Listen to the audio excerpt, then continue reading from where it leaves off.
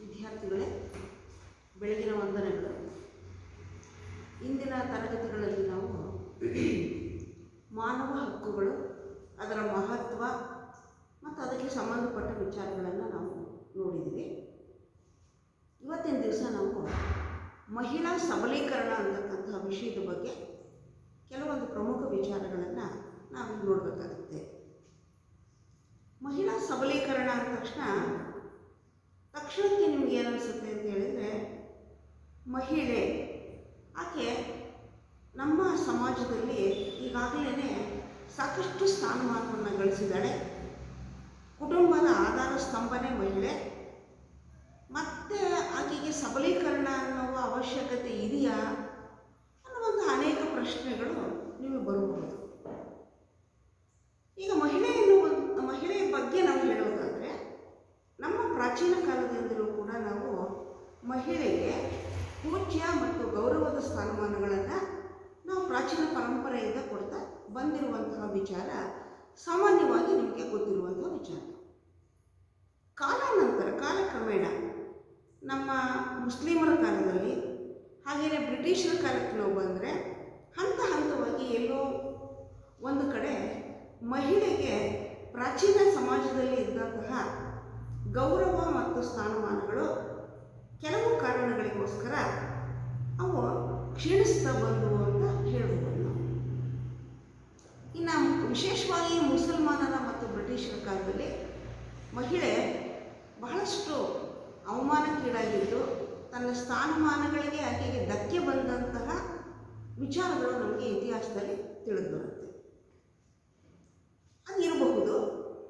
ಆದರೆ ಇವತ್ತಿನ ಕಾಲದಲ್ಲಿ ನಾವು ನೋಡಿದರೆ ಮಹಿಳೆ ಅಥವಾ ಸ್ತ್ರೀ ಸಮಾಜದಲ್ಲಿ ಉನ್ನತ ಸ್ಥಾನಮಾನವನ್ನು ಪಡೆದಿರುವಂಥದ್ದನ್ನು ನಾವು ನೋಡ್ತೀವಿ. ಪುರುಷನಿಗೆ ನಾವು ಹೋಲಿಕೆ ಮಾಡಿ ನೋಡಿದರೆ ಮಹಿಳೆ ಇವತ್ತು ಸಮಾಜದ ಎಲ್ಲ ಕ್ಷೇತ್ರಗಳಲ್ಲೂ ಕೂಡ ಸ್ಥಾನಮಾನವನ್ನು ಪಡ್ಕೊಂಡು ಸಾಕಷ್ಟು ಉನ್ನತ ಸಾಧನೆ ಮಾಡಿರುವಂತಹ ಅಂಶವೂ ಕೂಡ ನಮ್ಮ ಗಮನಕ್ಕೆ ಬರುತ್ತೆ. ಶಿಕ್ಷಣ ಕ್ಷೇತ್ರವನ್ನು ತಗೊಳ್ರಿ, ರಾಜಕೀಯ ಕ್ಷೇತ್ರವನ್ನು ತಗೊಳ್ರಿ, ಆರ್ಥಿಕ ಕ್ಷೇತ್ರದಲ್ಲಿ ಮತ್ತು ಕೌಟುಂಬಿಕ ಕ್ಷೇತ್ರದಲ್ಲಿ ಮಹಿಳೆ ಇಂತಹ ಕ್ಷೇತ್ರದಲ್ಲಿ ಏನೂ ಕೆಲಸ ಮಾಡಿಲ್ಲ ಅನ್ನುವಂತಹ ಅಂಶನೇ ಇಲ್ಲ. ಆಕೆ ಎಲ್ಲ ಕ್ಷೇತ್ರಗಳಲ್ಲೂ ಕೂಡ ಗಣನೀಯ ಸಾಧನೆಯನ್ನು ಮಾಡಿದ್ದಾಳೆ. ಹಾಗಾದಮೇಲೆ ಈ ಮಹಿಳಾ ಸಬಲೀಕರಣ ಅನ್ನುವಂತಹ ಪ್ರಶ್ನೆ ಏಕೆ ಅಂತ ನಿಮ್ಮ ಮನಸ್ಸಿಗೆ ಬರ್ಬೋದು. ಈ ಸಬಲೀಕರಣ ಅನ್ನುವ ಪ್ರಶ್ನೆ ಯಾಕೆ ಅಂತ ಹೇಳಿದ್ರೆ, ನಮ್ಮ ಭಾರತೀಯ ಸಮಾಜದ ಒಂದು ಇತಿಹಾಸವನ್ನು ನಾವು ನೋಡ್ತಾ ಬಂದರೆ, ಪ್ರಾಚೀನ ಕಾಲದಲ್ಲಿ ಮಹಿಳೆ ಧಾರ್ಮಿಕ ಕ್ಷೇತ್ರಗಳಲ್ಲೂ ಕೂಡ, ವೇದ ಉಪನಿಷತ್ತುಗಳ ವಿಚಾರದಲ್ಲೂ ಕೂಡ ತುಂಬ ಪ್ರಬುದ್ಧಮಾನವಾದ ಒಂದು ಹೆಸರನ್ನು ಪಡೆದಿರುವಂಥದ್ದನ್ನು ಕೂಡ ನಾವು ನೋಡ್ತೀವಿ. ಕಾಲಕ್ರಮೇಣ ಆಕೆಯ ಸ್ಥಾನಮಾನಗಳು ಹಂತವಾಗಿ ಕಡಿಮೆ ಆಗ್ತಾ ಹೋಯಿತು. ಇವತ್ತು ಅಂದರೆ ಇವತ್ತಿಂದಲ್ಲ, ಸುಮಾರು ವರ್ಷಗಳ ಹಿಂದಿನಿಂದ ನಾವು ಮಹಿಳೆಯ ಸ್ಥಾನಮಾನಗಳನ್ನು ಗಮನಿಸ್ತಾ ಬಂದರೆ, ವಿಶೇಷವಾಗಿ 1947ರಲ್ಲಿ ನಾವು ಸ್ವಾತಂತ್ರ್ಯವನ್ನು ಪಡೆದ ಮೇಲೆ ನಮ್ಮ ಸ್ವತಂತ್ರ ಭಾರತದ ಸಂವಿಧಾನದ ರಚನೆಯಾದ ಮೇಲೆ ಮತ್ತು ಸ್ವತಂತ್ರ ಭಾರತದ ಪ್ರಥಮ ಪ್ರಧಾನಿಯಾದ ಪಂಡಿತ್ ಜವಾಹರ್ಲಾಲ್ ನೆಹರೂರವರು ಪಂಚವಾರ್ಷಿಕ ಯೋಜನೆಗಳನ್ನು ಪ್ರಾರಂಭ ಮಾಡಲಿಕ್ಕೆ ಅವಕಾಶ ಕೊಟ್ಟ ಮೇಲೆ, ಪ್ರತಿಯೊಂದು ಪಂಚವಾರ್ಷಿಕ ಯೋಜನೆಯಲ್ಲೂ ಕೂಡ ನಾವು ಮಹಿಳೆ ಅಥವಾ ಸ್ತ್ರೀ ಶಿಕ್ಷಣಕ್ಕೆ ಆದ್ಯತೆಯನ್ನು ಕೊಡ್ತಾ ಬಂದಿರುವಂತಹ ವಿಚಾರ ಎಲ್ಲರಿಗೂ ತಿಳಿದಿರುವಂಥ ವಿಚಾರ. ಇವತ್ತಿನ ಸನ್ನಿವೇಶ ಹೇಗಿದೆ ಅಂದರೆ, ಹೆಣ್ಣು ಅಥವಾ ಮಹಿಳೆ ಅಥವಾ ಸ್ತ್ರೀ ಎಲ್ಲ ಬದುಕಿನ ಕ್ಷೇತ್ರಗಳಲ್ಲಿ ಬಹಳಷ್ಟು ಸಾಧನೆಯನ್ನು ಮಾಡಿದ್ದಾಳೆ.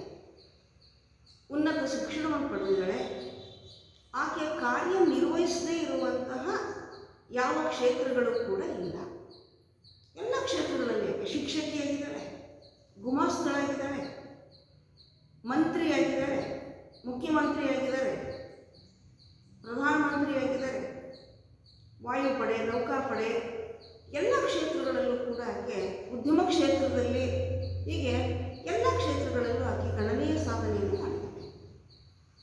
ಇಷ್ಟೆಲ್ಲ ಶಿಕ್ಷಣವನ್ನು ಮಹಿಳೆ ಪಡೆದಿದ್ದಾಳೆ. ಸಾಧನೆಯನ್ನು ಮಾಡಿದ ಮೇಲೆ ಮತ್ತೇನೇನು ಮಹಿಳಾ ಸಬಲೀಕರಣ ಅಂತ ನಿಮ್ಗೆ ಅನಿಸ್ಬೋದು. ಇಲ್ಲಿ ಮಹಿಳಾ ಸಬಲೀಕರಣದ ವಿಚಾರಕ್ಕೆ ನಾವು ಬಂದಾಗ ಪ್ರಾಚೀನ ಕಾಲದಿಂದ ಕೂಡ, ಈಗಲೂ ಇದೆ ಅದು, ಪ್ರಾಚೀನ ಕಾಲ ಅಂತ ಅಷ್ಟೇ ಅಲ್ಲ, ಸಾಮಾನ್ಯವಾಗಿ ಜನಸಾಮಾನ್ಯರಲ್ಲಿ ಇರುವಂಥ ಭಾವನೆ ಏನು ಅಂತ ಹೇಳಿದರೆ, ಮಹಿಳೆ ಅಥವಾ ಹೆಣ್ಣು ಅಬಲೆ. ಅಬಲೆ ಮತ್ತು ಸಬಲೆ ಎರಡು ಪದಗಳ ಅರ್ಥ ನಿಮಗೆ ಗೊತ್ತಿದೆ. ಹೆಣ್ಣು ಅಬಲೆ, ಆಕೆಗೆ ಕೆಲವೊಂದು ಕ್ಷೇತ್ರಗಳಲ್ಲಿ, ಕೆಲವೊಂದು ಅಂಶಗಳಲ್ಲಿ ಆಕೆ ಪುರುಷನಿಗಿಂತ ದುರ್ಬಲಳು ಅನ್ನುವಂತಹ ಒಂದು ಅಭಿಪ್ರಾಯ ಅವತ್ತೂ ಇತ್ತು, ಇವತ್ತೂ ಇದೆ, ಇಲ್ಲ ಅಂತ ಹೇಳಲ್ಲ. ಆ ಒಂದು ಕಾರಣಕ್ಕೋಸ್ಕರ ಇವತ್ತೆಷ್ಟೇ ಮಹಿಳೆ ಶಿಕ್ಷಣವನ್ನು ಪಡೆದಿದ್ರು ಕೂಡ, ಎಷ್ಟೇ ಉನ್ನತ ಕ್ಷೇತ್ರಗಳಲ್ಲಿ ಸಾಧನೆಯನ್ನು ಮಾಡಿದ್ರು, ಉದ್ಯೋಗವನ್ನು ಮಾಡಿದ್ರು ಕೂಡ, ಇವತ್ತು ನಮ್ಮ ಸಮಾಜದಲ್ಲಿ ಹೆಣ್ಣಿನ ಪರಿಸ್ಥಿತಿ ಹೇಗಿದೆ ಅಂತ ಹೇಳಿ ನಾವು ನೋಡಿದರೆ ಕೆಲವು ಘಟನೆಗಳು ನಮಗೆ ತುಂಬ ಬೇಸರವನ್ನು ಉಂಟು ಮಾಡ್ತವೆ. ಯಾವ ಘಟನೆಗಳು? ಅಲ್ಲಲ್ಲಲ್ಲಿ ನಾವು ಕೇಳ್ತಾನೆ ಇರ್ತೀವಿ, ಮಹಿಳೆಯರ ಮೇಲಿನ ಅತ್ಯಾಚಾರ ಮತ್ತು ಲೈಂಗಿಕ ದೌರ್ಜನ್ಯಗಳು. ಇವು ನಮ್ಮ ಮನಸ್ಸಿಗೆ ತುಂಬ ಬೇಸರವನ್ನು ಉಂಟು ಮಾಡ್ತವೆ. ಆಕೆ ಎಷ್ಟೇ ಜಾಣೆಯಾದರೂ, ಮುಂದುವರೆದರೂ, ಬುದ್ಧಿವಂತೆಯಾದರೂ ಕೂಡ ಎಲ್ಲೋ ಒಂದು ಕಡೆ ಮಹಿಳೆಯರಿಗೆ ತುಂಬ ಅನ್ಯಾಯ ಆಗ್ತಾ ಇದೆ ಅಂತ ನಮ್ಗೆ ಅನಿಸುತ್ತೆ. ಅದು ಒಂದು ವಿಚಾರ. ಮತ್ತೊಂದು ವಿಚಾರಕ್ಕೆ ನಾವು ಬಂದರೆ, ಹೆಣ್ಣುಮಕ್ಕಳು ಇವತ್ತೆಷ್ಟೇ ವಿದ್ಯಾಭ್ಯಾಸ ಮಾಡಿ, ಉನ್ನತ ಉದ್ಯೋಗ ಮಾಡಿ, ಸಂಪಾದನೆ ಮಾಡಿದರೂ ಕೂಡ ಆಕೆಯ ಕುಟುಂಬದಲ್ಲೇ ಆಕೆಯನ್ನು ಕೀಳಾಗಿ ಕಾಣುವಂಥ ಒಂದು ವ್ಯವಸ್ಥೆ ನಮ್ಮ ಸಮಾಜದಲ್ಲಿ ಇದೆ.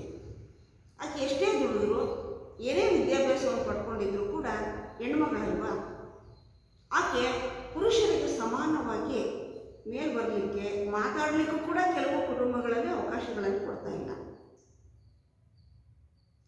ಇಂತಹ ಅನೇಕ ಘಟನೆಗಳನ್ನು ನೋಡಿದಾಗ ಇಲ್ಲಿ ಮಹಿಳಾ ಸಬಲೀಕರಣ ಅಂತಕ್ಕಂಥದ್ದು ಇವತ್ತಿನ ಪ್ರಶ್ನೆ ಅಲ್ಲ. ಇದೇನಪ್ಪ, ಇಂಥ ಮುಂದುವರೆದ ಕಾಲದಲ್ಲಿ ಇಷ್ಟೊಂದು ಸಾಧನೆ ಮಾಡಿರ್ತಕ್ಕಂತಹ ಒಂದು ವಿಚಾರದಲ್ಲಿ ಹೆಣ್ಮಕ್ಳು ಸಾಧನೆ ಮಾಡಿರುವಂತಹ ಕಾಲದಲ್ಲಿ ಈ ಸಬಲೀಕರಣದ ಮಾತನ್ನು ನಾವು ಇಲ್ಲಿ ಕೇಳಬೇಕಾ ಅಂತ ಅನಿಸ್ಬೋದು. ಇದು ನಿಮ್ಮ ಅಧ್ಯಾಯದಲ್ಲಿ ಇಟ್ಟಿರುವಂಥ ಒಂದು ವಿಚಾರ. ಈ ಕಾನ್ಸೆಪ್ಟ್ ಅಥವಾ ಈ ಪರಿಕಲ್ಪನೆ ಬಂದಿರುವಂಥದ್ದು ಇವತ್ತಿಂದಲ್ಲ, ಬಹಳ ಹಿಂದಿನಿಂದ. ಈ ವಿಚಾರ ಯಾಕೆ ಬಂತು ಅಂತ ಹೇಳಿದರೆ, ನಾವು ಏನಾದರೂ ಮಾಡಿ ನಮ್ಮ ಜನಸಂಖ್ಯೆಯಲ್ಲಿ ಸುಮಾರು ಅರ್ಧದಷ್ಟು ಅಲ್ಲದೆ ಹೋದರೂ ಕೂಡ ಅರ್ಧಕ್ಕಿಂತ ಕಡಿಮೆ, ಸ್ವಲ್ಪ ಕಡಿಮೆ ಇರ್ತಕ್ಕಂತಹ ಈ ಮಹಿಳೆಯರಿಗೆ ಸೂಕ್ತ ಸ್ಥಾನಮಾನವನ್ನು ಕಲ್ಪಿಸ್ಕೊಡ್ಬೇಕು, ಅವರ ಸಾಮರ್ಥ್ಯದ ಒಂದು ಅಭಿವೃದ್ಧಿಗೆ ಅವಕಾಶ ಮಾಡಿಕೊಡಬೇಕು, ಮತ್ತು ಹೆಣ್ಣು ಮಕ್ಕಳ ಪ್ರತಿಭೆಗೆ ಅವಕಾಶ ಕಲ್ಪಿಸಿ ಸಮಾಜದ ಅಭಿವೃದ್ಧಿಗೆ ನಾವು ಹೆಣ್ಣು ಮಕ್ಕಳ ಒಂದು ಕೊಡುಗೆಯನ್ನು ಕೂಡ ಪಡಿಬೇಕು ಅನ್ನುವಂತಹ ಒಂದು ವಿಚಾರದಲ್ಲಿ ಈ ಮಹಿಳಾ ಸಬಲೀಕರಣ ಅಂತಕ್ಕಂಥ ಪ್ರಶ್ನೆ ಬಂದಿದೆ.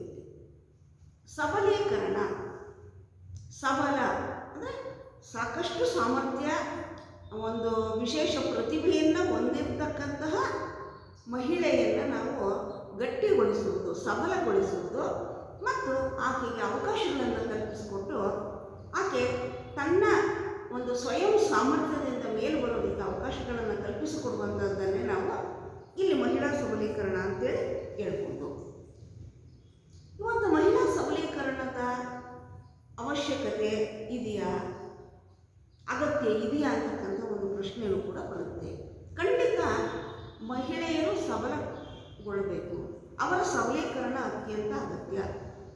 ಯಾಕೆಂದರೆ ಪುರುಷನಿಗೆ ನಾವು ಹೋಲಿಕೆ ಮಾಡಿ ನೋಡಿದರೆ ಮಹಿಳೆ ಯಾವ ರೀತಿಯಲ್ಲೂ, ಯಾವ ಸಾಮರ್ಥ್ಯದಲ್ಲೂ ಕಡಿಮೆ ಇಲ್ಲ. ಅನೇಕ ಕಾರಣಗಳಿಂದಾಗಿ ನಮ್ಮ ಸಂಪ್ರದಾಯ ಸಮಾಜದಲ್ಲಿ ಮಹಿಳೆ ತನ್ನ ಒಂದು ಸಾಮರ್ಥ್ಯ ಇರಲಿ, ತನ್ನ ಬೇಕೋ ಬೇಡಗಳನ್ನು ಕೂಡ ಬಾಯ್ಬಿಟ್ಟು ಹೇಳ್ಕೊಡ್ಲಿಕ್ಕೆ ಆಗದೇ ಇರುವಂತಹ ಒಂದು ಪರಿಸ್ಥಿತಿಯೂ ಕೂಡ ಕೆಲವು ಕುಟುಂಬಗಳಲ್ಲಿ ಇದೆ. ಆದ್ದರಿಂದ ಈ ಮಹಿಳೆಯರನ್ನು ಸಶಕ್ತಗೊಳಿಸುವುದು, ಸಬಲಗೊಳಿಸುವುದು ತುಂಬ ಅಗತ್ಯ, ಅನಿವಾರ್ಯ ಅಂತ ನಾನು ಹೇಳ್ತೀನಿ. ಈಗ ಪ್ರಥಮವಾಗಿ ನಾವು ಮಹಿಳಾ ಸಬಲೀಕರಣ ಅಂದರೆ ಏನು ಅಂತ ನೋಡಬೇಕು.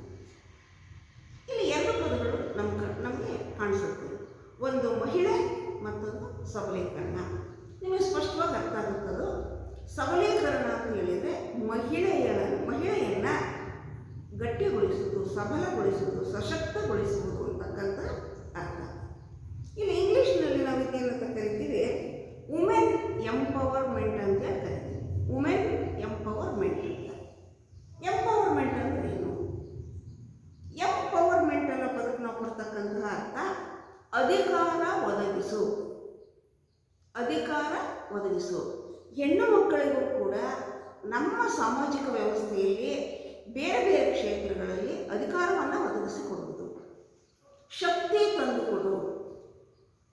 ಶಕ್ತಿ ಇಲ್ಲ ಹೆಣ್ಣುಮಕ್ಕಳಿಗೆ ಅಂತಲ್ಲ, ಶಕ್ತಿ ಅಂದರೆ ಚೆನ್ನಾಗಿ ಊಟ ಕೊಟ್ಟು ಶಕ್ತಿ ಕೊಡುವಂತಲ್ಲ, ಆಕೆ ಎಲ್ಲ ಕ್ಷೇತ್ರಗಳನ್ನು ಕೂಡ ಗಮನಿಸುವಂತಹ, ತನ್ನ ಸಾಮರ್ಥ್ಯವನ್ನು ಉಪಯೋಗಿಸ್ಕೊಂಡ ಮೇಲೆ ಬರಲಿಕ್ಕೆ ಶಕ್ತಿಯನ್ನು ತಂದುಕೊಡು. ಮತ್ತು ಮಹಿಳೆಗೆ ಹಕ್ಕನ್ನು ನೀಡು. ಹಕ್ಕು ಅನ್ನೋ ಪದ ಸಾಮಾನ್ಯವಾಗಿ ಎಲ್ರಿಗೂ ಕೂಡ ಗೊತ್ತಿರುವಂತಹ ವಿಚಾರ. ಹಕ್ಕು ಮತ್ತು ಕರ್ತವ್ಯಗಳು. ಬಹಳಷ್ಟು ಜನರಿಗೆ ಹಕ್ಕನ್ನು ಚಲಾಯಿಸೋದಷ್ಟೇ ಗೊತ್ತೇ ವಿನ ತಮ್ಮ ಕರ್ತವ್ಯಗಳನ್ನು ನಿಭಾಯಿಸೋದು ಗೊತ್ತಿರಲ್ಲ. ಇಲ್ಲಿ ಮಹಿಳೆಗೆ ನಾವು ಹಕ್ಕುಗಳನ್ನು ನೋಡು, ನಿನಗಿಂತಿಂಥ ಹಕ್ಕಿದೆ, ನಿನಗಿಂತಿಂಥ ಅವಕಾಶಗಳಿದೆ, ನೀನು ದುರ್ಬಲರಲ್ಲ, ಅಬಲೆಯಲ್ಲ, ನಿನ್ನಲ್ಲೂ ಸಾಮರ್ಥ್ಯ ಇದೆ, ನಿನ್ನಲ್ಲೂ ಪ್ರತಿಭೆ ಇದೆ, ಬುದ್ಧಿವಂತಿಕೆ ಇದೆ. ಈ ಎಲ್ಲ ಅವಕಾಶಗಳನ್ನು ಉಪಯೋಗಿಸಿಕೊಂಡು ನೀನು ಶಕ್ತಿವಂತಳಾಗು, ಬಲಯುತಳಾಗು. ಮತ್ತು ನಿನ್ನ ಹಕ್ಕುಗಳು ನಿನಗೆ ಅಂತಲೇ ಇರುವಂಥ ಹಕ್ಕುಗಳಿವೆ. ಆ ಹಕ್ಕುಗಳನ್ನೆಲ್ಲ ಉಪಯೋಗ ಮಾಡಿಕೊಂಡು ಸಮಾಜದಲ್ಲಿ ನೀನು ಮೇಲೆ ಬಾ. ನನಗೇನು ಇಲ್ಲ, ಅವಕಾಶಗಳೇ ಇಲ್ಲ, ನಾನೊಬ್ಬ ಹೆಣ್ಣು, ಎಲ್ಲ ಪುರುಷನದೇ ಅನ್ನುವ ಭಾವನೆಯನ್ನು ಮಹಿಳೆಯಿಂದ ತೆಗೆದುಹಾಕಿ ಆಕೆಗೆ ಶಕ್ತಿ ಸಾಮರ್ಥ್ಯವನ್ನು ತಂದುಕೊಟ್ಟು ಸಬಲಳನ್ನಾಗಿ ಮಾಡುವಂತಹ ಒಂದು ಅಂಶವನ್ನೇ ನಾವಿಲ್ಲಿ ಏನಂತ ಕರಿತೀವಿ, ಮಹಿಳಾ ಸಬಲೀಕರಣ ಅಂತೇಳಿ ಕರಿತೀವಿ. ಇಲ್ಲಿ ಮಹಿಳಾ ಸಬಲೀಕರಣಕ್ಕೆ ಕೆಲವೊಂದು ವ್ಯಾಖ್ಯಾನಗಳು ಅಥವಾ ಆ ಮಹಿಳಾ ಸಬಲೀಕರಣ ಅನ್ನೋ ಪದಕ್ಕೆ ಸೂಕ್ತವಾಗಿ ಹೊಂದಾಣಿಕೆಯಾಗುವಂಥ ಕೆಲವು ಹೇಳಿಕೆಗಳು ಅಥವಾ ಸ್ಟೇಟ್ಮೆಂಟ್ಸ್ ಇದೆ. ಅದು ಯಾವುದು ಅಂತೇಳಿ ನಾವು ನೋಡೋದಾದರೆ, ಮೊದಲನೇದು, ಮಹಿಳೆಯರಿಗೆ ಅವರ ಹಕ್ಕನ್ನು ನೀಡಿ, ಮಹಿಳೆಯರಿಗೆ ಅವರ ಹಕ್ಕುಗಳನ್ನು ನೀಡಿ ಅವರನ್ನು ಸಶಕ್ತಗೊಳಿಸುವುದು. ಹಕ್ಕುಗಳು ಅಂತ ಹೇಳಿದ್ರೆ ಇಲ್ಲಿ ಕೆಲವು ವಿಶೇಷವಾಗಿ ಮಹಿಳೆಯರಿಗೆ ಅಂತಲೇ ಹಕ್ಕುಗಳಿದೆ. ನಮ್ಮ ಸಂವಿಧಾನ ನೀಡಿರ್ತಕ್ಕಂತಹ ಮೂಲಭೂತ ಹಕ್ಕು ಮತ್ತು ಕರ್ತವ್ಯಗಳಲ್ಲಿ ಸಾಮಾನ್ಯವಾಗಿ ಎಲ್ಲ ಪ್ರಜೆಗಳಿಗೂ ಕೂಡ ಅನ್ವಯಿಸುವಂಥ ಹಕ್ಕುಗಳಿವೆ. ಕೆಲವು ಮಾತ್ರ ಮಹಿಳೆಯರಿಗೆ ಕೆಲವು ವಿಶೇಷವಾದ ಸ್ಥಾನಮಾನಗಳು ಅಥವಾ ಹಕ್ಕುಗಳಿವೆ. ಆ ಹಕ್ಕುಗಳನ್ನು ಮಹಿಳೆಗೆ ನೀಡಿ ಅವರನ್ನು ಸಶಕ್ತಗೊಳಿಸುವ ಪರಿಕಲ್ಪನೆಯೇ ಮಹಿಳಾ ಸಬಲೀಕರಣ. ಸಶಕ್ತಗೊಳಿಸುವುದು, ನೋಡಮ್ಮ, ಇದು ನಿನ್ನ ಹಕ್ಕು, ಇದು ನಿನಗೆ ಸಂವಿಧಾನ ಕೊಟ್ಟಿರುವ ಅವಕಾಶ, ಇದನ್ನು ಉಪಯೋಗಿಸ್ಕೊ, ಮೇಲೆ ಬಾ, ನಿನ್ನ ಸಾಮರ್ಥ್ಯ ಏನಿದೆಯೋ ಅದನ್ನು ನೀನು ಬೆಳೆಸ್ಕೊಂಡು ಸಮಾಜದಲ್ಲಿ ನಿನ್ನದೇ ಆದಂತಹ ಒಂದು ಸಾಧನೆಯನ್ನು ಮಾಡಿ ಹೆಸರನ್ನು ಉಳಿಸ್ಕೊ ಒಂದು ಅಂಶವನ್ನೇ ನಾವೇನಂತ ಕರಿತೀವಿ, ಮಹಿಳಾ ಸಬಲೀಕರಣ. ಮತ್ತು ಮಹಿಳೆಯನ್ನು ಶೋಷಣೆಯಿಂದ ಮುಕ್ತಗೊಳಿಸಿ ಅವಳ ಸಹಜ ಸಾಮರ್ಥ್ಯಗಳ ವಿಕಾಸಕ್ಕೆ ಅವಕಾಶವನ್ನು ಮಾಡಿಕೊಡುವುದು. ಮಹಿಳೆಯನ್ನು ಶೋಷಣೆಯಿಂದ ಮುಕ್ತಗೊಳಿಸಿ, ಶೋಷಣೆ ಅನ್ನೋದು ಎಕ್ಸ್ಪ್ಲಾಯ್ಟೇಷನ್ ಅಂತೇಳಿ ಕರಿತೀವಿ ನಾವು. ಇವತ್ತು ಶೋಷಣೆ ಎಲ್ಲ ಕ್ಷೇತ್ರಗಳಲ್ಲೂ ಇದೆ. ಅದು ಹಿಂದೆ ಭಾಳ ಇತ್ತು. ಮಹಿಳಾ ದೌರ್ಜನ್ಯ ಪ್ರಕರಣಗಳು ಅಥವಾ ಮಹಿಳೆಯನ್ನು ಶೋಷಣೆ ಮಾಡ್ತಕ್ಕಂಥದ್ದು, ಮಹಿಳೆ ಎಲ್ಲೆಲ್ಲಿ ಶೋಷಣೆಗೊಳಗಾಗ್ತಾ ಇದ್ಲು? ಪ್ರಥಮವಾಗಿ ಆಕೆ ಕುಟುಂಬದಲ್ಲಿ ಶೋಷಣೆಗೊಳಗಾಗ್ತಾ ಇದ್ಲು. ಹಾಗೂ ತಾನು ಮನೆಯಿಂದ ಹೊರಗೆ ಬಂದರೆ ಸಾಮಾಜಿಕ ಪರಿಸರದಲ್ಲಿ ಆಕೆ ಶೋಷಣೆಗೊಳಗಾಗ್ತಾ ಇದ್ಲು. ವಿದ್ಯಾಭ್ಯಾಸ ಪಡೆಯುವಲ್ಲಿ, ಉದ್ಯೋಗ ಮಾಡುವಲ್ಲಿ ಮತ್ತು ಸಾಮಾಜಿಕ ವ್ಯವಸ್ಥೆಯಲ್ಲಿ ಕೂಡ ಆಕೆ ಶೋಷಣೆಗೊಳಗಾಗ್ತಾ ಇದ್ಲು. ಆದ್ದರಿಂದ ಇಲ್ಲಿ ಮಹಿಳಾ ಸಬಲೀಕರಣದ ಪರಿಕಲ್ಪನೆ ಏನು ಹೇಳುತ್ತೆ? ಮಹಿಳೆಯನ್ನು ಶೋಷಣೆಯಿಂದ ಮುಕ್ತಗೊಳಿಸಿ, ಶೋಷಣೆ ಆಕೆಗೆ ಇರೋ ಸ್ಥಾನಮಾನಗಳನ್ನು, ಹಕ್ಕನ್ನು, ಸೌಲಭ್ಯಗಳನ್ನು ಕೊಡದೇನೆ ಆಕೆಗೆ ಯಾವ ಸ್ಥಾನಮಾನ ಸೌಲಭ್ಯಗಳನ್ನು ಕೊಡದೇ ಇರುವಂತಹದ್ದೇ ಶೋಷಣೆ ಅಂತೇಳಿ ನಾವು ಕರಿತೀವಿ. ಅದಕ್ಕೆ ಇಲ್ಲಿ ಸಬಲೀಕರಣದ ಪರಿಕಲ್ಪನೆ ಏನು ಹೇಳುತ್ತೆ? ಮಹಿಳೆಗೆ, ನೋಡು, ಇದು ನಿನ್ನ ಹಕ್ಕು, ಇದು ನಿನಗೆ ಕೊಟ್ಟಿರೋ ಸ್ಥಾನಮಾನ, ಇದು ನೀನು ಉಪಯೋಗಿಸ್ಕೊ, ಮೂಲೆ ಕೂಡಬೇಡ, ಹೊರಗೆ ಬಾ, ಶಿಕ್ಷಣ ಪಡಿ, ವಿದ್ಯಾವಂತರಾಗಿ ಉದ್ಯೋಗ ಮಾಡು, ನಿನಗೆ ಯಾವ ಕ್ಷೇತ್ರದಲ್ಲಿ ಆಸಕ್ತಿ ಇದೆಯೋ ಆ ಕ್ಷೇತ್ರದಲ್ಲಿ ವಿಶೇಷ ಸಾಧನೆ ಮಾಡು, ನೀನು ಪುರುಷನಿಂದ ಶೋಷಣೆಗೆ, ಅನ್ಯಾಯಕ್ಕೆ ಒಳಗಾಗಬೇಡ ಅನ್ನುವ ಒಂದು ಪರಿಕಲ್ಪನೆಯನ್ನೇ ನಾವು ಅಂತ ಕರಿತೀವಿ ಮಹಿಳಾ ಸಬಲೀಕರಣ. ಆಮೇಲೆ ಮಹಿಳೆ ತನ್ನನ್ನು ತಾನು ಗುರುತಿಸಿಕೊಂಡು ಬದುಕಿನ ಎಲ್ಲ ಕ್ಷೇತ್ರಗಳಲ್ಲಿ ತನ್ನ ಸಾಮರ್ಥ್ಯವನ್ನು ಬೆಳೆಸಿಕೊಳ್ಳುವುದು ಮಹಿಳಾ ಸಬಲೀಕರಣ. ಮಹಿಳೆ ತನ್ನನ್ನು ತಾನು ಗುರುತಿಸಿಕೊಂಡು, ಇದು ಮನುಷ್ಯನಿಗೆ ಬಹಳ ಮುಖ್ಯ. ಬಹಳ ಸಂದರ್ಭಗಳಲ್ಲಿ ಹೆಣ್ಮಕ್ಳು ಏನು ಮಾಡ್ತಾರೆ, ಅಥವಾ ಹೆಣ್ಮಕ್ಳು ಅಂತಲ್ಲ, ಕೆಲವರು, ಅದು ಪುರುಷರು ಆಗಿರ್ಬೋದು, ತಾವೇ ಒಂದು ತಪ್ಪು ಕಲ್ಪನೆಯನ್ನು ಬೆಳೆಸ್ಕೊಂಡಿರ್ತಾರೆ. ನಾನು ಅಸಮರ್ಥಳು, ನನ್ನ ಕೈಲಿ ಕೆಲಸ ಮಾಡಲಿಕ್ಕೆ ಆಗಲ್ಲ ಅನ್ನುವಂಥದ್ದು. ಅದಕ್ಕೆ ನೀವು ಮಹಿಳೆಯರಾದ ನಿಮ್ಮನ್ನು ನೀವು ಗುರುತಿಸ್ಕೊಳ್ರಿ. ಮೊದಲು ಬೇರೆಯವರ ಒಂದು ಪ್ರತಿಭೆಯನ್ನು, ಸಾಮರ್ಥ್ಯವನ್ನು ನಾವು ಗುರುತಿಸಿ ಕೊಂಡಾಡ್ತೀವಿ. ಆದರೆ ನಮಗೆ ನಮ್ಮಲ್ಲಿರೋ ಸಾಮರ್ಥ್ಯಗಳ ಒಂದು ಜ್ಞಾನನೂ ಕೂಡ ಕೆಲವೊಮ್ಮೆ ಇರಲ್ಲ ನಮಗೆ.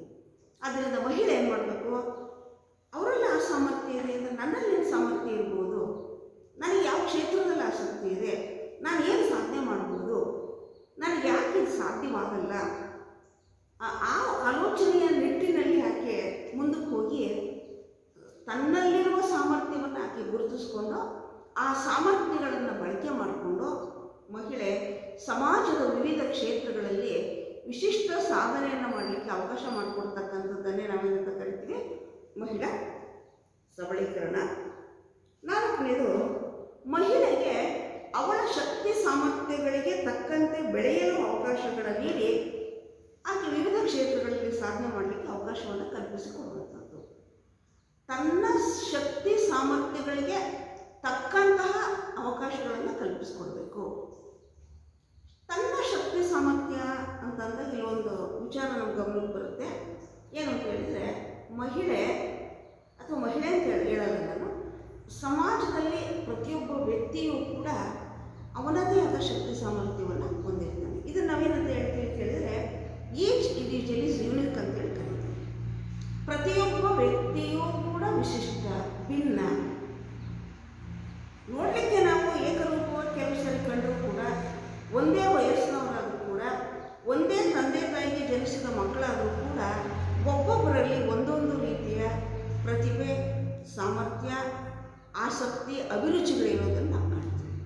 ಆದ್ದರಿಂದ ಇಲ್ಲಿ ಮಹಿಳೆಗೆ ವಿಶೇಷವಾಗಿ ನಾವು ಅವಳ ಶಕ್ತಿ ಸಾಮರ್ಥ್ಯಗಳಿಗೆ ಅನುಗುಣವಾಗಿರ್ತಕ್ಕಂತಹ ಒಂದು ಅವಕಾಶವನ್ನು ಕಲ್ಪಿಸಿ, ಅದಕ್ಕೆ ಆ ಶಕ್ತಿ, ಆಕೆ ಏನು ಶಕ್ತಿ ಸಾಮರ್ಥ್ಯಗಳಿದೆಯೋ ಅದರಲ್ಲಿ ಆಕೆ ಮುಂದಕ್ಕೆ ಬರಲಿಕ್ಕೆ, ಬೆಳೆಯಲಿಕ್ಕೆ ಅವಕಾಶಗಳನ್ನು ಕಲ್ಪಿಸಿ ಕೊಡಬೇಕು. ಮತ್ತು ಕೊನೆಯದಾಗಿ ಮಹಿಳೆ ತಮ್ಮ ಸ್ವಸಾಮರ್ಥ್ಯ ಗುರುತಿಸಿಕೊಳ್ಳುವಂತೆ ಮಾಡುವುದು ಮಹಿಳಾ ಸಬಲೀಕರಣ ಅಂತ ಸರಳವಾಗಿ ಹೇಳ್ಬೋದು ನಾವು. ಮಹಿಳೆ ತನ್ನ ಸ್ವ ಸಾಮರ್ಥ್ಯವನ್ನು ಗುರುತಿಸಿಕೊಳ್ಳುವಂತೆ ಮಾಡುವ ಒಂದು ಕಲ್ಪನೆಯೇ ಮಹಿಳಾ ಸಬಲೀಕರಣ. ಸ್ವಸಾಮರ್ಥ್ಯ, ಸ್ವಂತ ಶಕ್ತಿ ಮತ್ತು ಸಾಮರ್ಥ್ಯ. ಪ್ರತಿಯೊಬ್ಬರಿಗೂ ಕೂಡ ಅವರದೇ ಆದ ಶಕ್ತಿ ಸಾಮರ್ಥ್ಯಗಳಿರುತ್ತೆ. ನನ್ನಲ್ಲಿ ಏನು ಸಾಮರ್ಥ್ಯ ಇದೆ, ನನ್ನಲ್ಲಿ ಏನು ಪ್ರತಿಭೆ ಇದೆ, ನನಗೇನು ಕೆಲಸ ಮಾಡಲಿಕ್ಕಾಗುತ್ತೆ, ಅದನ್ನು ಗುರುತಿಸಿಕೊಂಡು ಆಕೆ ಸಮಾಜದಲ್ಲಿ ಮುಂದೆ ಬಂದು ತಾನೂ ಅಭಿವೃದ್ಧಿ ಹೊಂದಿ ಸಮಾಜದ ಬೆಳವಣಿಗೆಗೂ ಕೂಡ ಆಕೆ ಅವಕಾಶಗಳನ್ನು ಕಲ್ಪಿಸಿಕೊಡುವಂತಹ ಒಂದು ಪರಿಕಲ್ಪನೆಯನ್ನು ನಾವೇನಂತ ಕರಿತೀವಿ, ಮಹಿಳಾ ಸಬಲೀಕರಣ ಅಂತೇಳಿ ಕರಿತೀವಿ. ಈಗ ಬಹುಶಃ ನಾನು ನಿಮ್ಗೆ ಇದರ ಪರಿಕಲ್ಪನೆ ಅರ್ಥ ಆಯಿತು ಅಂತೇಳಿ ತಿಳ್ಕೊಳ್ತೀನಿ. ಒಟ್ಟಾರೆ ಮಹಿಳಾ ಸಬಲೀಕರಣ ಅಂತ ಹೇಳಿದರೆ, ಸಮಾಜದ ಜನಸಂಖ್ಯೆಯಲ್ಲಿ ಪುರುಷರಷ್ಟೇ ಹೆಚ್ಚು ಕಡಿಮೆ ಇರುವಂತಹ ಮಹಿಳೆಯರು ಕೂಡ ತನ್ನದೇ ಆದ ಸಾಮರ್ಥ್ಯ, ಪ್ರತಿಭೆ, ಅವಕಾಶ, ಸೌಲಭ್ಯಗಳನ್ನು ಹೊಂದಿದ್ದಾಳೆ. ಈ ಪ್ರತಿಭೆ, ಸೌಲಭ್ಯ, ಅವಕಾಶಗಳಿಗೆ ನಾವು ತಕ್ಕ ಅವಕಾಶಗಳನ್ನು ಕಲ್ಪಿಸಿಕೊಟ್ಟು ಆಕೆ ಆ ಕ್ಷೇತ್ರದಲ್ಲಿ ಮುಂದೆ ಬಂದು ಸಮಾಜದಲ್ಲಿ ವಿಶಿಷ್ಟ ಸಾಧನೆಯನ್ನು ಮಾಡಲಿಕ್ಕೆ ಅವಕಾಶ ಕಲ್ಪಿಸಿಕೊಡುವಂಥದ್ದನ್ನೇ ನಾವು ಮಹಿಳಾ ಸಬಲೀಕರಣ ಅಂತೇಳಿ ಕರಿತೀವಿ. ಈಗ ಮತ್ತೊಂದು ಪ್ರಶ್ನೆ ನಮಗೆ ಬರುತ್ತೆ, ಮಹಿಳಾ ಸಬಲೀಕರಣದ ಒಂದು ಅಗತ್ಯ ಇವತ್ತು ನಮಗಿದೆಯಾ? ಸಮಾಜದಲ್ಲಿ ಮಹಿಳಾ ಸಬಲೀಕರಣ ಆಗಬೇಕು, ಅದರ ಅವಶ್ಯಕತೆ ಏನು, ಅಗತ್ಯ ಏನು?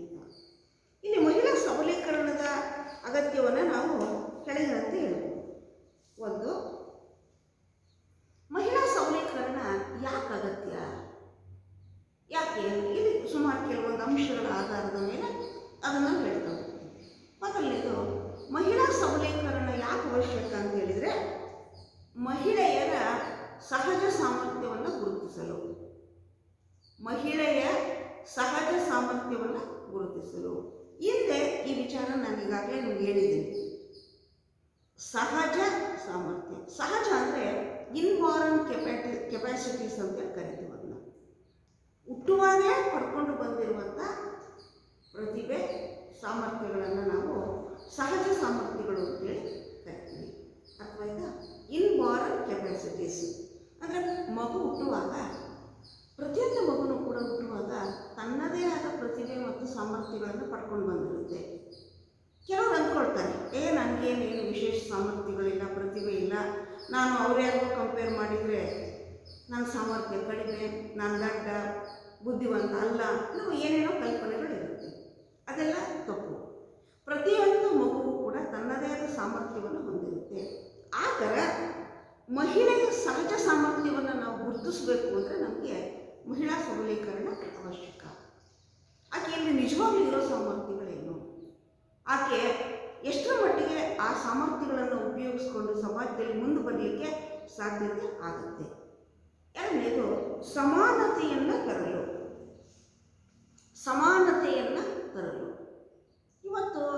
ಇವತ್ತೇ ಮತ್ತೆ ಇವೆಲ್ಲ ನಮ್ಮ ಮನಸ್ಸಿಗೆ ಪದೇ ಪದೇ ಬರುವಂಥ ವಿಚಾರಗಳು. ಸಮಾನತೆ ಅಂದ ತಕ್ಷಣ ಇದೆಯಲ್ಲ ಸಮಾನತೆ, ಮಹಿಳೆಯರು ಪುರುಷರ ಥರನೇ ಇದ್ದಾಳೆ, ಸಮಾನತೆ ಇದೆ, ಇಲ್ಲಿ ಎಲ್ಲಿ ಅಸಮಾನತೆ ಇದೆ ಎನ್ನುವಂಥ ಪ್ರಶ್ನೆ ಬರುತ್ತೆ.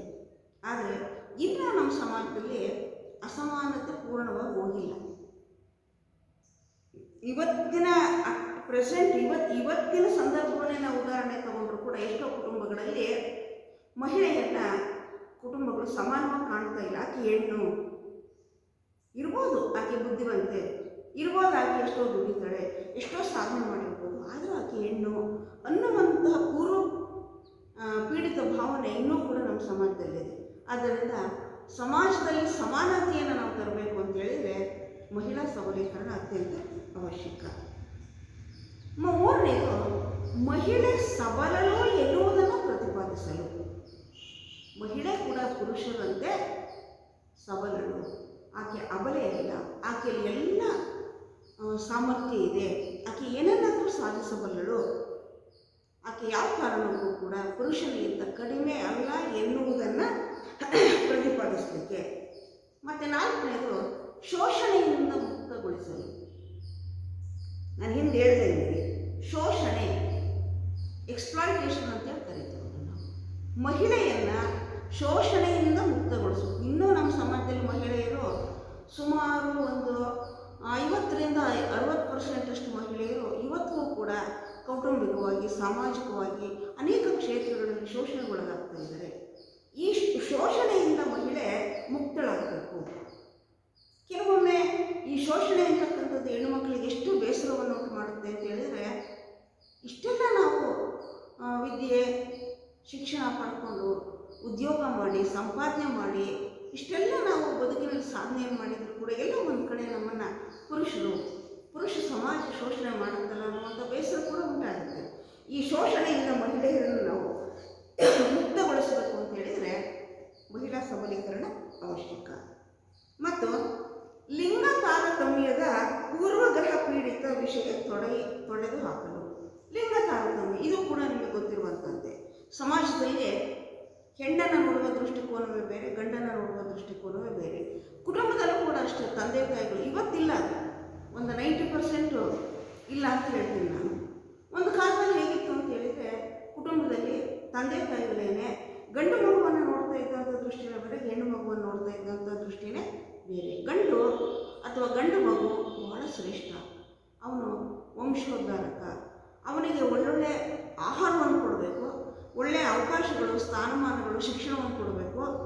ಹೆಣ್ಣು ಎಷ್ಟೇ ಆಗಲಿ ಆಕೆ ಹೆಣ್ಣು, ಮನೆಯಿಂದ ಹೊರಗೆ ಹೋಗುವಂಥವಳು ಅಂತ ಒಂದು ಸ್ವಲ್ಪ ನಿಕೃಷ್ಟವಾಗಿ ಕಾಣುವಂಥ ಮನೋಭಾವನೆಯನ್ನು ಕೂಡ ಎಷ್ಟೋ ಕುಟುಂಬಗಳಲ್ಲಿ ಇತ್ತು. ಇವತ್ತಿನ ಹಂತವಾಗಿ ಕಡಿಮೆ ಆಗ್ತಾಯಿದೆ.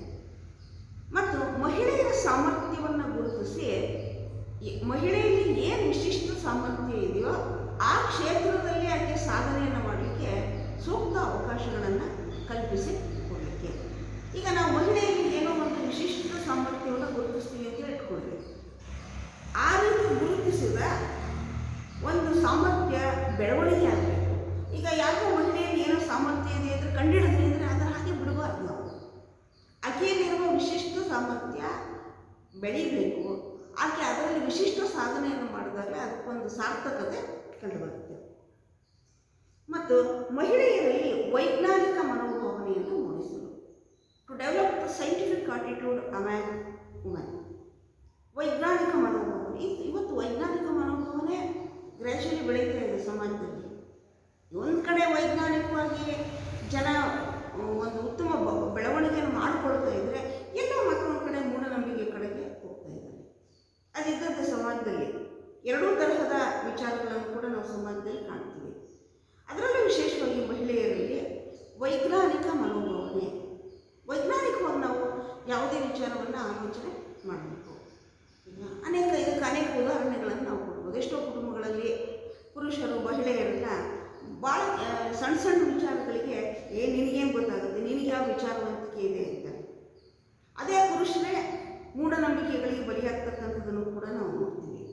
ಉದಾಹರಣೆಗೆ ವಾಸ್ತು ಪರಿಕಲ್ಪನೆ. ಈಗ ಇವತ್ತು ಭಾಳ ಕುಟುಂಬಗಳು ಮನೆಗಳನ್ನು ಕೆಡಬೋದು, ಹೊಸ್ದಾಗಿ ಕಟ್ಟಿರುವಂಥ ಮನೆಯನ್ನೇ ಮತ್ತೆ ರಿಪೇರಿ ಮಾಡಿಸೋದು, ಏನೋ ಅವರು ವೈಯಕ್ತಿಕ ಅಂತೇಳಿ ಅನಿಸಿದ್ರು ಕೂಡ ಇದೆಲ್ಲೋ ಒಂದು ಕಡೆ ಸಮಾಜದಲ್ಲಿ ಜನರನ್ನು ತಪ್ಪುದಾರಿಗೆ ಒಯ್ಯುತ್ತೇನೋ ಅಂತಲೂ ಕೂಡ ಅನಿಸುತ್ತೆ. ಈ ರೀತಿ ಮಹಿಳೆ ಯಾವುದೇ ಕಾರಣಕ್ಕೂ ಕೂಡ ಇದು ತಪ್ಪು ಆಲೋಚನೆಗಳನ್ನು ಮಾಡ್ತಕ್ಕಂಥದ್ದು, ಯಾರದೋ ಒಪ್ಪಿಗೆಗೆ ಬಲವಂತಕ್ಕೆ ಒಪ್ಪತಕ್ಕಂಥದ್ದು, ಇದನ್ನು ಬಿಟ್ಟು ಆಕೆ ವೈಜ್ಞಾನಿಕವಾಗಿ ಆಲೋಚನೆ ಮಾಡಬೇಕು. ಯಾವುದೇ ಕೆಲಸ ಮಾಡಬೇಕಾದ್ರೆ ಯಾವುದೇ ವಿಚಾರಗಳಲ್ಲಿ ಆಕೆ ವೈಜ್ಞಾನಿಕವಾಗಿ ಆಲೋಚನೆ ಮಾಡ್ತಾ ಹೋದ ಹಾಗೆ ಆಕೆಯಲ್ಲಿ ನಾವು ಒಂದು ಉತ್ತಮ ಬೆಳವಣಿಗೆಯನ್ನು ಕಾಣಲಿಕ್ಕೆ ಸಾಧ್ಯತೆ ಆಗುತ್ತೆ. ಮತ್ತು ಕೊನೆಯದಾಗಿ ಮಹಿಳೆ ತನ್ನ ಹಕ್ಕು ಮತ್ತು ಕರ್ತವ್ಯಗಳನ್ನು ಅರಿತು ಸ್ಥಾನಮಾನವನ್ನು ಗುರುತಿಸಿಕೊಳ್ಳಲು. ಪ್ರಾರಂಭದಲ್ಲಿ ನಾನು ಹೇಳಿದೆ ನಿಮಗೆ, ಮಹಿಳಾ ಸಬಲೀಕರಣ ಅಂತ ಹೇಳಿದರೆ ಮಹಿಳೆಗೆ ಆಕೆಗೆ ಇರುವಂತಹ ಹಕ್ಕುಗಳನ್ನು ಪರಿಚಯಿಸುವುದು. ಹಕ್ಕುಗಳು ಇದೆ, ಕರ್ತವ್ಯಗಳು ಕೂಡ ಇದೆ. ನಮ್ಮ ಭಾರತೀಯ ಸಂವಿಧಾನ ಭಾರತದ ಪ್ರಜೆಗಳಿಗೆ ವಿಶಿಷ್ಟ ಹಕ್ಕುಗಳನ್ನು ಕೊಟ್ಟಿದೆ. ಹಾಗೆಯೇ ಮಹಿಳೆಯರಿಗೆ ಅಂತಲೇ ಕೆಲವು ಹಕ್ಕುಗಳನ್ನು ಕೊಟ್ಟಿದೆ. ಹೀಗೆ ಸಂವಿಧಾನ ನಮಗೆ ಕಲ್ಪಿಸಿರ್ತಕ್ಕಂತಹ, ನಮಗೆ ಕೊಟ್ಟಿರುವಂತಹ ಹಕ್ಕು ಮತ್ತು ಕರ್ತವ್ಯಗಳನ್ನು ಮಹಿಳೆಗೆ ತಿಳಿಯಪಡಿಸಿ ತನಗೆ ಸಂವಿಧಾನ ಕೊಟ್ಟಿರುವ ಹಕ್ಕನ್ನು ಹೇಗೆ ಚಲಾಯಿಸಬೇಕು, ಹಾಗೆಯೇ ಸಂವಿಧಾನ ನಿಗದಿಪಡಿಸಿರುವಂಥ ಕರ್ತವ್ಯಗಳನ್ನು ನಾವು ಹೇಗೆ ನಿರ್ವಹಿಸಬೇಕು, ಹೀಗೆ ನಮಗೆ ಒದಗಿಸಿಕೊಟ್ಟಿರ್ತಕ್ಕಂಥ, ವಿಶೇಷವಾಗಿ ಮಹಿಳೆಯರಿಗೆ ಒದಗಿಸಿಕೊಟ್ಟಿರ್ತಕ್ಕಂತಹ ಈ ಹಕ್ಕು ಮತ್ತು ಕರ್ತವ್ಯಗಳನ್ನು ಉಪಯೋಗಿಸ್ಕೊಂಡು ಸಮಾಜದಲ್ಲಿ ತನ್ನ ಸ್ಥಾನಮಾನವನ್ನು ಗುರುತಿಸ್ಕೊಂಡು ಸಮಾಜದಲ್ಲಿ ವಿಶಿಷ್ಟ ಸಾಧನೆಯನ್ನು ಮಾಡಲಿಕ್ಕೆ ಅವಕಾಶಗಳನ್ನು ಕಲ್ಪಿಸಿಕೊಡುವಂತಹ ಪರಿಕಲ್ಪನೆಯನ್ನೇ ನಾವು ಮಹಿಳಾ ಸಬಲೀಕರಣ ಅಂತೇಳಿ ಕರಿತೀವಿ. ಹೀಗೆ ಈ ಮಹಿಳಾ ಸಬಲೀಕರಣ ಇರತಕ್ಕಂಥದ್ದು ಇದು ಇವತ್ತಿನ ಪರಿಕಲ್ಪನೆ, ಕಾನ್ಸೆಪ್ಟ್ ಅಲ್ಲ. ಬಹಳ ಹಿಂದಿನಿಂದಲೂ ಕೂಡ ಇದು ನಮ್ಮ ಸಮಾಜದಲ್ಲಿದೆ. ಸಬಲೆ ಅನ್ನುವ ಒಂದು ಚೌಕಟ್ಟಿನಿಂದ ಅಬಲೆ ಅನ್ನುವ ಚೌಕಟ್ಟಿನಿಂದ ಮಹಿಳೆ ಹೊರಬಂದು ಸಬಲಳಾಗಿದ್ದಾಳೆ. ಇವತ್ತು ಎಲ್ಲೋ ಒಂದು ಪರ್ಸೆಂಟೇಜನ್ನು ನೋಡಿದರೆ ಇನ್ನೂ ಸ್ವಲ್ಪ ಅಂಶಗಳಲ್ಲಿ, ವಿಚಾರಗಳಲ್ಲಿ ಮಹಿಳೆ ಸಾಧನೆಯನ್ನು ಮಾಡಬೇಕು. ಅವಳು ಏನು ಶೋಷಣೆಗೊಳಗಾಗ್ತಾಳೆ, ಅನ್ಯಾಯಕ್ಕೊಳಗಾಗ್ತಾಳೆ, ಅವಕಾಶಗಳಿಂದ ಆಕೆ ವಂಚಿತಳಾಗ್ತಾಳೆ. ಇದೆಲ್ಲದರಿಂದ ಹೊರಬಂದು ಮಹಿಳೆ ತನಗೆ ಸಿಗುವಂತಹ ಅವಕಾಶಗಳನ್ನು ಉಪಯೋಗಿಸ್ಕೊಂಡು ಶಿಕ್ಷಣ ಪಡೆದು ಉದ್ಯೋಗ ಮಾಡಿ ಸ್ವಾವಲಂಬಿಯಾಗಿ ಬದುಕನ್ನು ನಿರ್ವಹಿಸಿ ತನ್ನ ಸ್ಥಾನಮಾನಗಳನ್ನು ಗುರುತಿಸಿಕೊಂಡು ತನ್ನ ಪ್ರತಿಭೆ ಸಾಮರ್ಥ್ಯಕ್ಕನುಗುಣವಾಗಿ ವಿಶಿಷ್ಟ ಸಾಧನೆಯನ್ನು ಮಾಡಿ ಸಮಾಜದಲ್ಲಿ ಒಂದು ಪುರುಷರಿಗೆ ಸಮವಾಗಿ ನಿಂತು, ಅಲ್ಲಿ ಪುರುಷರಿಗೆ ಸಮವಾಗಿ ನಿಂತು ಆಕೆಗೆ ಸಮಾನತೆ ಬೇಕು ಅಂತ ಹೇಳಿದರೆ ಅದನ್ನು ತಪ್ಪಾಗಿ ಅರ್ಥ ಮಾಡ್ಕೋಬಾರ್ದು. ಕೆಲವರು ಮಹಿಳೆ ಇವತ್ತು ಏನು ಮಾಡ್ತಾಳೆ ಅಂತ ಹೇಳಿದರೆ, ಮಹಿಳಾ ಸಬಲೀಕರಣ ಅಂದ ತಕ್ಷಣ ಆಕೆ ಅನ್ನೋದು, ಯಾಕೆ ನಾನು ಓದಿದ್ದೀನಿ, ನಾನು ಸಂಪಾದನೆ ಮಾಡ್ತೀನಿ, ನಾನೇನು ಪುರುಷರಿಗಿಂತ ಕಡಿಮೆ ಇದ್ದೀನಿ, ನಾನು ಗಂಡನಿಗಿಂತ ಯಾವುದ್ರಲ್ಲಿ ಕಡಿಮೆ ಇದ್ದೀನಿ, ಅದಕ್ಕೆ ನಾನೇ ಗ್ರೇಟ್, ನನಗೆ ಯಾರು ಏನು ಹೇಳೋ ಹಾಗಿಲ್ಲ, ನಾನು ಅಂದ್ಕೊಂಡಿದ್ದೇ ತೀರ್ಮಾನ. ಈ ಥರ ಕೆಲವು ತಪ್ಪು ಕಲ್ಪನೆಗಳನ್ನು ಮಾಡಿಕೊಂಡು ಮಹಿಳೆಯರಲ್ಲಿ ಈ ಅಹಂ ಅನ್ನುವಂತಹದ್ದು ಕೂಡ ಬಂದು ಎಷ್ಟೋ ಕುಟುಂಬಗಳು ಇವತ್ತು ಹಾಳಾಗಿರುವಂಥದ್ದನ್ನು ಕೂಡ ನಾವು ನೋಡ್ತೀವಿ. ಇವತ್ತು ನಮ್ಮ ಸಮಾಜದಲ್ಲಿ ವಿಚ್ಛೇದನಗಳು ಬಹಳ ಆಗ್ತಾ ಇದೆ, ಡೈವೋರ್ಸ್ಗಳು. ಯಾಕೆ? ಡೈವೋರ್ಸಿಗೆ ಕಾರಣ ಹೆಣ್ಮಕ್ಳು ಓದೋದಲ್ಲ, ಸಂಪಾದನೆ ಮಾಡೋದಲ್ಲ, ಆಕೆ ಸಾಧನೆ ಮಾಡೋದಲ್ಲ, ಅಲ್ಲಿ ತಿಳುವಳಿಕೆ ಕೊರತೆ ಅದಕ್ಕೆ ಕಾರಣ ಆಗುತ್ತೆ. ಆದ್ದರಿಂದ ಈ ಕೆಲವು ಕುಟುಂಬಗಳಲ್ಲಿ ನಾನು ಇತ್ತೀಚೆಗೊಂದು ಉದಾಹರಣೆಯನ್ನು ನೋಡಿದೆ. ಯಾರೋ ಒಬ್ಬ ಉಪನ್ಯಾಸಕ ಆತ ಮದುವೆ ಆಗುವಂಥ ಸಂದರ್ಭದಲ್ಲಿ ಯಾರನ್ನು ಮದುವೆ ಆಗ್ತೀಯಪ್ಪ, ಯಾವ ಹುಡುಗಿ ನೋಡಿದೆ ಅಂತಲ್ಲ ಅಂತ ಕೇಳಿದಾಗ ನಾನು PUC ಓದಿರೋ ಹುಡುಗಿ ಅಂತ. ಯಾಕೆ ಅಂದರೆ ತುಂಬ ಹೆಚ್ಚು ಓದಿದಂತಹ ಹುಡುಗಿ ನಮ್ಗೆ ಹೊಂದ್ಕೊಳ್ಳಲ್ಲ, ಆಕೆ ಮುಂದೆ ಬಂದು ಏನೋ ಅಹಂಕಾರ ಮಾಡ್ತಾಳೆ, ಅದರಿಂದ ನಮ್ಮ ಕೌಟುಂಬಿಕ ವ್ಯವಸ್ಥೆಗೆ ತೊಂದರೆ ಆಗುತ್ತೆ, ಏನೇನೋ ಕಲ್ಪನೆಗಳಿದೆ.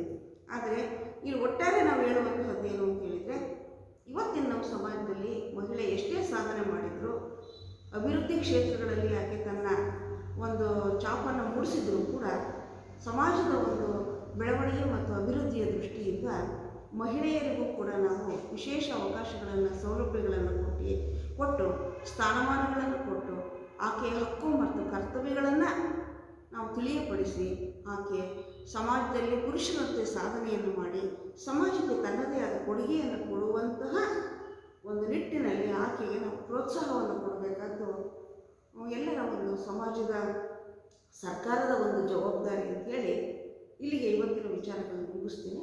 ನಾಳೆ ಮುಂದಿನ ತರಗತಿಯಲ್ಲಿ ಮಹಿಳಾ ಸಬಲೀಕರಣಕ್ಕೆ ಕಾರ್ಯಕ್ಷೇತ್ರಗಳು ಯಾವ್ಯಾವು, ಯಾವ ಕ್ಷೇತ್ರಗಳಲ್ಲಿ ನಾವು ಅವಕಾಶಗಳನ್ನು ಒದಗಿಸ್ಕೊಟ್ಟು ಮಹಿಳೆಯನ್ನು ಸಬಲಗೊಳಿಸುವಂಥ ಪ್ರಯತ್ನಗಳನ್ನು ಮಾಡ್ಬೋದು ಅನ್ನುವಂಥದ್ದನ್ನು ನೋಡೋಣಂತೆ. ಇಲ್ಲಿಗೆ ಈ ತರಗತಿಯನ್ನು ಮುಗಿಸೋಣ. ಎಲ್ಲರಿಗೂ